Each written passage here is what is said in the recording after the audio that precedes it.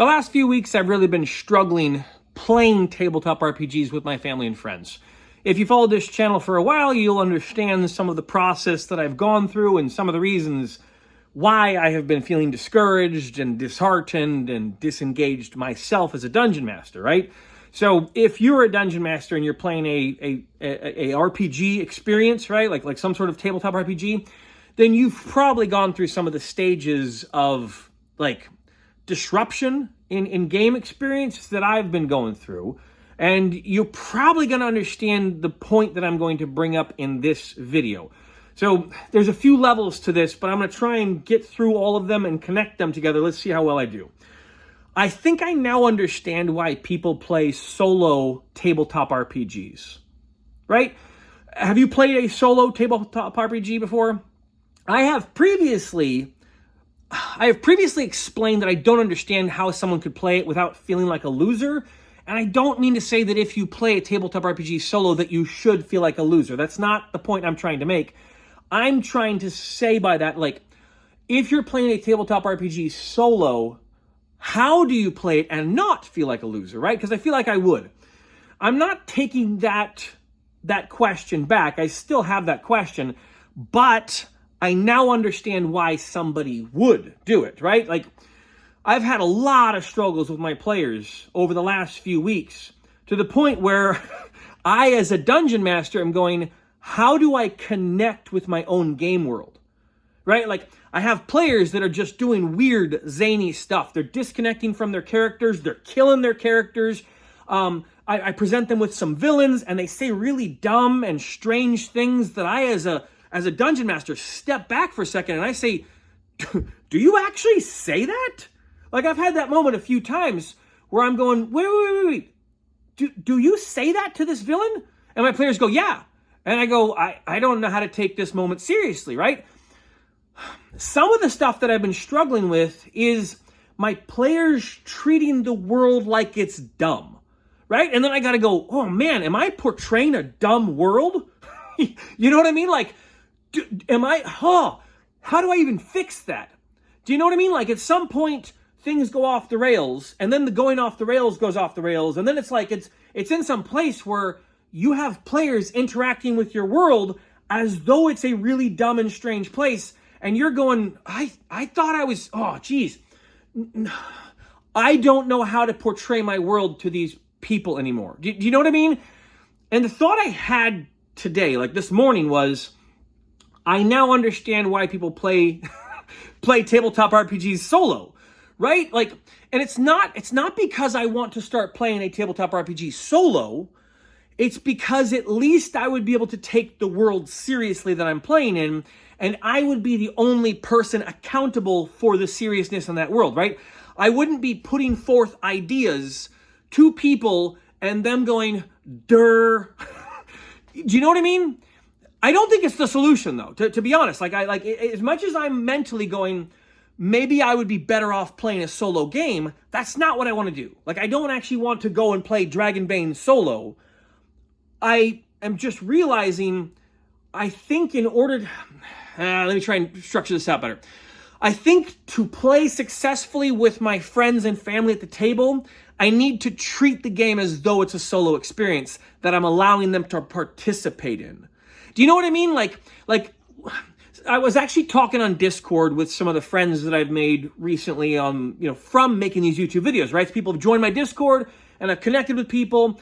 And one of the things I pointed out to them was some of the issues that we've been having at the table, right? Like, I presented these villains, and they were saying things, and then my players said really dumb stuff to the villains, and, like, my brain kind of shut down for a second, and I'm going, like, do you, you know what I mean? Like, have you had that happen with your players? But one of the things that someone recommended to me was, if your players are treating your world stupidly, don't buy in, right? Don't follow that lead. Make your world be real. And so if you have players that are doing dumb stuff in the world, punish them. And I got thinking about it, and I was like, yeah, that's what I did wrong, right? My players did dumb stuff, and I followed their dumb stuff logic, and I gave them dumb responses to their dumb input. Do you know what I mean? Like, I know I've said the word dumb like a lot of times now, but the point is, like, at some point I have players that are engaging with the world as though it's not a serious place. And it can be zany. Like, it obviously should be a little bit silly and zany, because real life is silly and zany. But at the same time, if I go to the grocery store and I threaten the cashier clerk, like, there's ramifications in the world, right? Like, if in real life I do bad or stupid things, there are repercussions. And so there should be in my fantasy setting as well. So the feedback that I got from people on my Discord server was, if you have players doing silly and stupid and zany things, and they should be punished by your world, don't go easy on them. And I realized that's the mistake I made. The mistake I made was going easy on my players.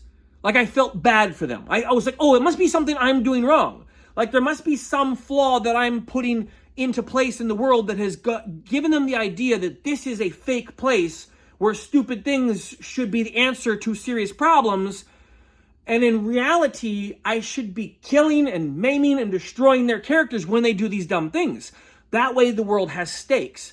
And the problem was, is I've been giving my players this baby mode version of the game to the point where now I'm going, I think I'd rather play the game solo so that the world's serious and has, like, you know, real repercussions and responses to player engagement, right?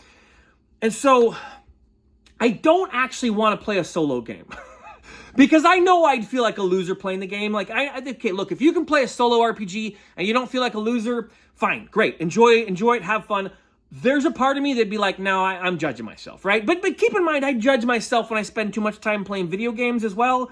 Like, anytime I'm participating in some sort of solo activity that's just benefiting me, and it's kind of like a time sink, there's a part of me that goes, like, I'd rather be painting miniatures or building kill teams or something. But anyways, that's not the point. I'm not interested in playing solo RPGs, but I now think I understand why someone would. It's an easy way to engage with the hobby without having, like, a social dynamic that disrupts or changes your ability to engage. Do you know what I mean? Like, once you bring 4 or 5 people into your tabletop RPG experience and you ask them to participate in the storytelling, it's like, at any moment you are one interaction away from, like, someone trying to marry your dragon. And you're like, why did you even think that was an option? Who told you this dragon wanted, you know, it's like, oh, you know what I mean? Like, but you have stuff like that where you're like, no, you don't get to do that. So I don't really have solid advice for this video because I'm still learning in this process as well. But the solid advice that I heard recently was from people who've been playing this game a lot longer than I have, and they said, when your players do something really dumb in your world, punish it, right? Don't let it sit. Don't let that zaniness just build into a zany, you know, catastrophe chain. Instead, punish it right there. The player wants to step off a cliff to see if there's a secret area hidden down below, dead character, right? Player wants to try and marry the dragon, boom, dead character. And every time you have that sort of silly, zany thing that basically dysregulates the reality of your world building, treat it as though your world is serious. And as I was thinking about it, I'm like, yeah. And that's the reason why I have been disheartened. That's the reason why I have been disengaged, is because my players treat my world as though it's dumb, and then I start treating my world as though it's dumb, and at some point I go, I don't really know what the villain in my world would do, right? Like, oh, I guess my villains are cartoon characters, you know what I mean? Like, so I heard this advice a few days ago, and I've been thinking about it since. I haven't really known how to implement it just yet, but the way I kind of parsed it out was, I think I need to continue building my world as though it were a solo RPG experience, right? Like, as though I were playing by myself, and then just present it as an open world for my players to engage in. But every time they want to do something, every time I want to carve my arm up and cast a spell into my arm, you know, like I want to chop off my arm and replace it with a mechanical one or something, like, just, okay, you now have no arm, right? You've now gouged your own eye out. Okay, here's let me see your character sheet. Here's the new negatives that your character encounters when they're trying to perceive stuff in the world, right? Okay, yeah, you stepped off that cliff. You survived, but you're maimed. Your legs are both broken. Okay, you know what I mean? Like, treat the world real. Treat your players as though they're playing in your solo RPG experience. And that's kind of the advice I'm going with to play forward. Do you know what I mean? Like, and if you're like me, because I got a lot of responses on that video where I was like, look, I know why DMs are quitting, or why DMs burn out. I think the reason I've been burning out is because I've been allowing my players to dictate the terms of my world, and I've been trying to play their game. Do you know what I mean? Like, and I got the sense that maybe a lot of people might be doing that as well. I'm like, the thing I'm perceiving going forward is when my players give me a dumb zany thing to do, I'm going to allow them to do it, and I'm going to let the world respond. They want to get into a bar brawl with a character that I've already established is well versed, just dead, right? They just die. This person fights them out, and their attacks are less successful, and blah blah blah, right? Reasons. But same thing. They want to marry the dragon. Okay, all right. Your characters now, they're gone. They're dead. So I don't know if this is helpful to you, or if this is information that you need to hear about your tabletop RPG experience or campaign. But I got the sense that a lot of people are going through the same stuff that I'm going through, and maybe a lot of you are doing the same things that I'm doing, which is allowing your players to dictate the terms of your world. And if that's the case, conceptualize it as though it were a solo RPG experience, but allow your players to participate. That's what I plan on doing going forward. I will let you know how that goes tonight. We have our game this Saturday night. I usually try and get a recap video done. It's like 2 o'clock in the morning by the time I finish it. I'm going to do it again, and I'll let you know how it goes.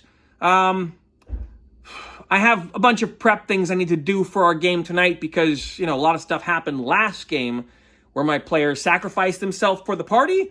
And, I'll let you know how things have kind of panned out. So that's it. God bless you. Have a good day. I hope this video is helpful for you. Let me know. Let me know down in the comments if this resonates at all. All right. God bless you. Bye-bye.